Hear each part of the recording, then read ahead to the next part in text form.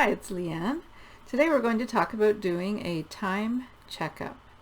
Now, to do a time checkup, you don't have to go to a time doctor. You're going to do this checkup yourself. So what you're going to do is examine your time to see how you're using it and if it's working in line with your priorities or not. So what you're going to find when you do a time checkup is how many hours you are spending in various roles and responsibilities and projects. And then you're going to decide if that's the way you want it to be or if you need to make some changes. And this will give you the information that you need to make the ideal use of your time. Now, a few years ago, I began doing a time checkup. I called it a time audit on myself every 4 months. And the first time that I did it, it really helped me to understand why I felt a little frustrated about my time. So I realized when I got it all down on paper and added up how many hours I was spending on various things, that I wasn't spending much time on the things that I was really passionate about, the things that were most important to me. Instead, I was spending time on a lot of things that were less important or just urgent, or things that other people thought were important. So the first time I did a time audit, I decided I want to change this. So I'm spending, say, 40% of my time on this, and I want to reduce that to 30% and then later to 20% because it's really not my main priority. So every time that I do a time audit, I feel like I've become more focused and closer to being in a position where I could spend the majority of my time on the things that really matter to me. So I'm going to give you a few simple steps to do your own time checkup. Now, the easiest way to do it is if you already have what I like to call a work log. So this is a record of how much time you spend on each task each day, and then periodically you can add it up to see how much time you spend in certain roles or responsibilities each week. So if you don't have that, then you're just going to have to guess for your first time checkup.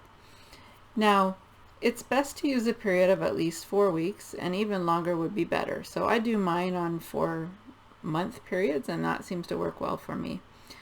So when you write down approximately how much time that you spend in each area, the first thing you want to look at is a typical weekday, so Monday to Friday. Now, there's a lot of talk about work-life balance, and obviously we can't have those exactly balanced as far as the number of hours because we actually spend 1/3 of our time sleeping if we follow the recommendation of having 8 hours sleep every night.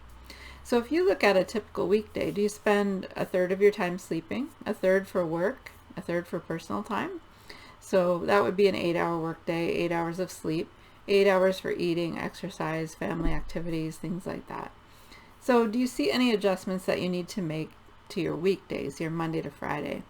And then the next thing you can look at is how do you spend your weekends, Saturday and Sunday? Do you end up doing work, or do you save that time for important relationships, for faith and community activities?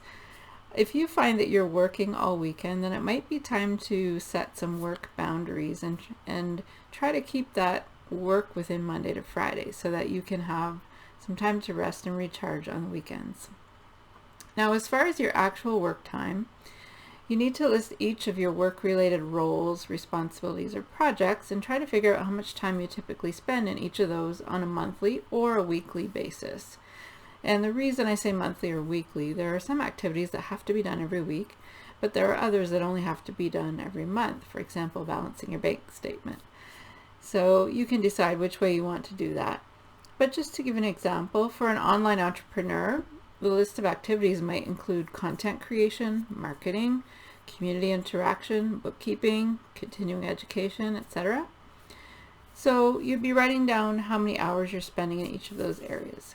And then you can identify any changes you feel that need to be made in that schedule so that you can spend more time on what is truly important to you in reaching your goals. And then the final step, of course, is to schedule your next time checkup on your calendar, whether it's going to be in a month or 2 months or 3 months, 4, or whatever you decide. But it's good to do this regularly to try to keep yourself on track and honing in towards your goals and to your ideal schedule. Bye for now.